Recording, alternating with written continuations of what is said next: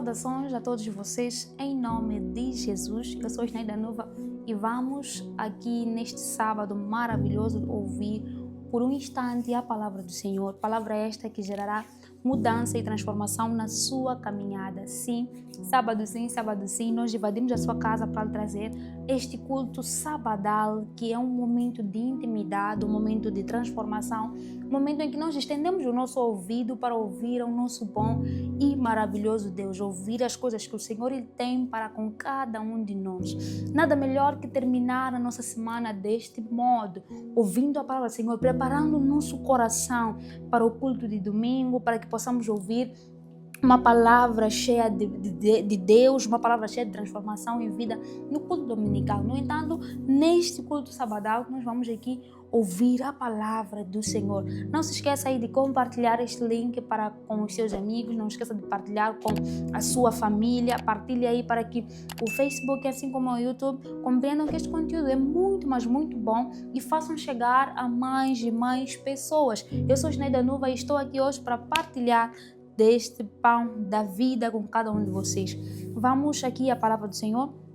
Abra comigo a sua Bíblia no livro de Jeremias, capítulo 29, versículo 11. Assim diz a palavra do Senhor: porque eu sei bem os pensamentos que penso de vós, diz o Senhor, pensamentos de paz e não de mal, para vos dar o fim que espereis. Esta é a palavra do Senhor. Vamos orar?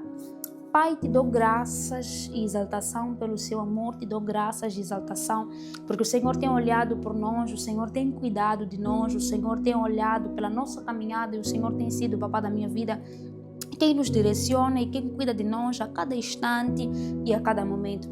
Pai, neste dia, fale conosco, transforme a nossa vida através da sua palavra. Que esta palavra seja resposta, que essa palavra seja consolo, que esta palavra confronte, Rei da Glória, aquele que já vinha querendo se desviar da sua vontade. Que esta palavra firme alguém na sua fé.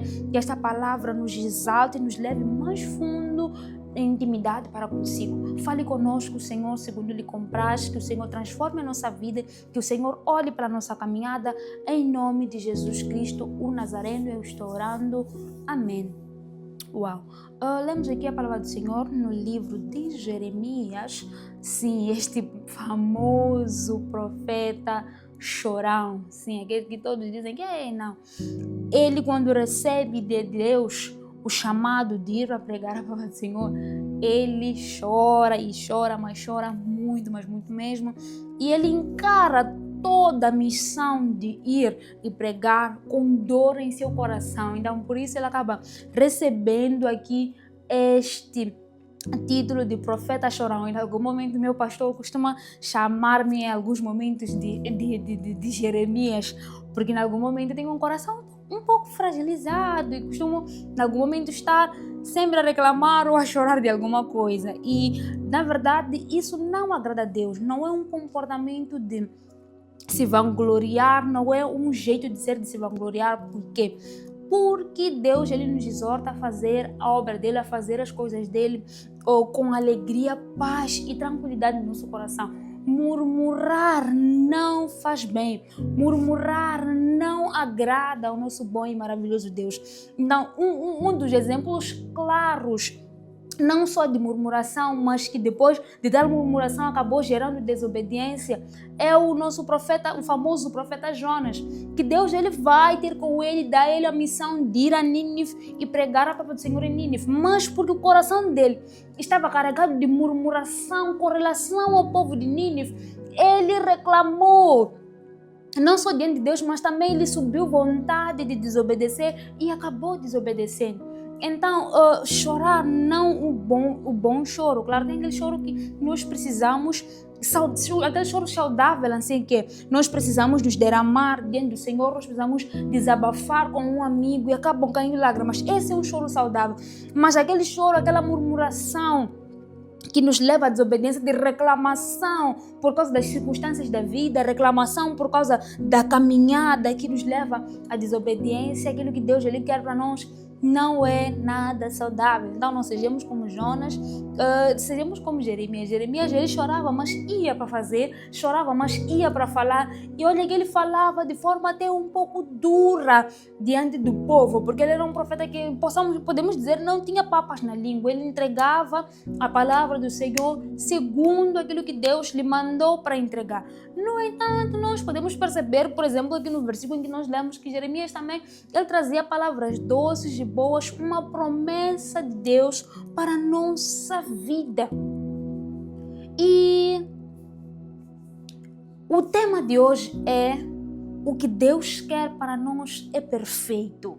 Sim, o que Deus quer para nós é perfeito. Não importa a circunstância que nós estamos vivendo agora, não importa os nossos atuais pensamentos, a nossa atual forma de caminhar. O que Deus, Ele quer para nós é perfeito. Não importa onde nós estamos jogados, sobre o que nós estamos vivendo, o que Deus quer para nós é extremamente perfeito, absolutamente perfeito. E Ele vai dizer: porque eu sei os pensamentos que eu tenho de vós. Então Deus olha para Ginaida e tem aquilo que Ele anseia para Ginaida.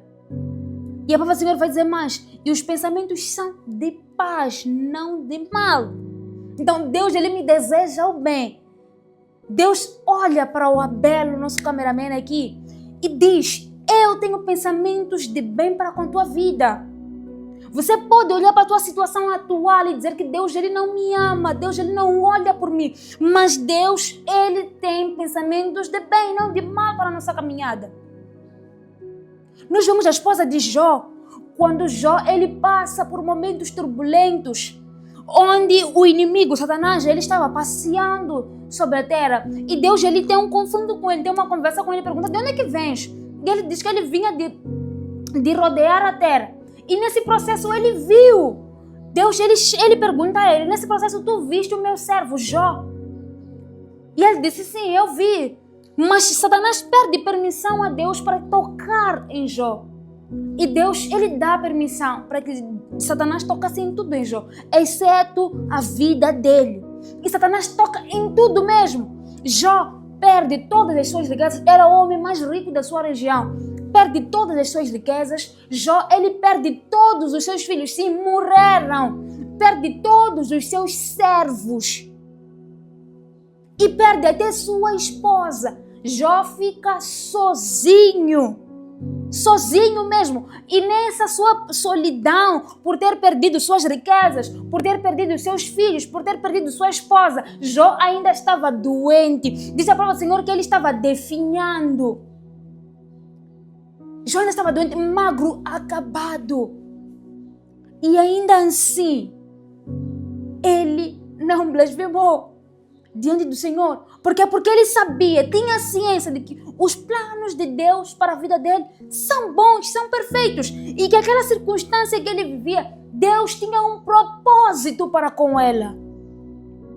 Então, independentemente do que nós estejamos vivendo agora, atualmente, independente da dor que nós estejamos sentindo agora, atualmente, nós devemos saber que os planos de Deus para nós são perfeitos. A vontade de Deus para nós, ela é extremamente perfeita.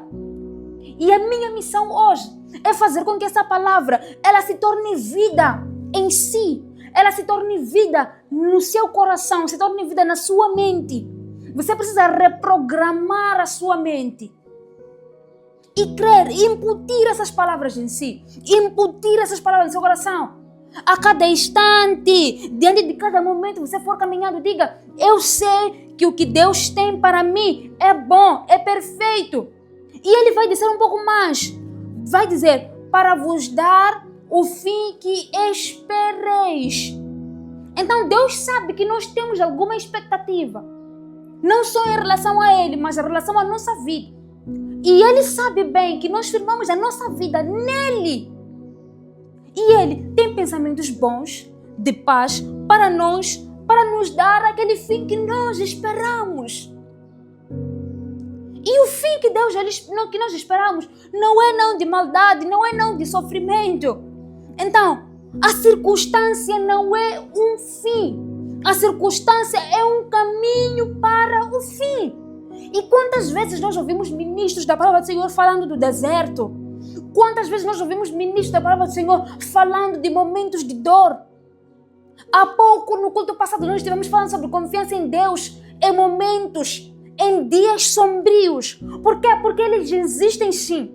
Porque momentos dificultosos, eles existem sim. No entanto, há que ter ciência, há que ter firmeza que Deus, Ele tem um fim perfeito para com cada um de nós. E mais do que aquilo que Ele quer só para nós, Ele quer nos dar aquilo que também nós anseiamos. E é por isso que a palavra do Senhor ela vai dizer que batam, peçam e serão dados.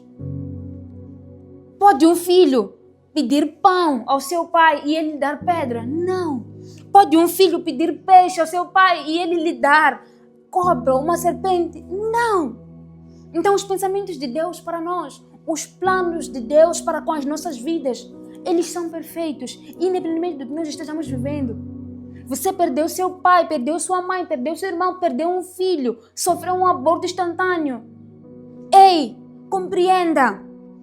Essa circunstância não é o fim que Deus anseia para ti. Essa circunstância não revela a falta de amor de Deus por ti, não. Deus ele tem pensamentos bons. E nós precisamos compreender as eventualidades da vida. Precisamos compreender aquilo que na verdade acontece. E nos firmamos que sim, Deus ele tem planos de paz e bondade para com cada um de nós. Esta é a palavra que eu vinha fixar no seu coração hoje.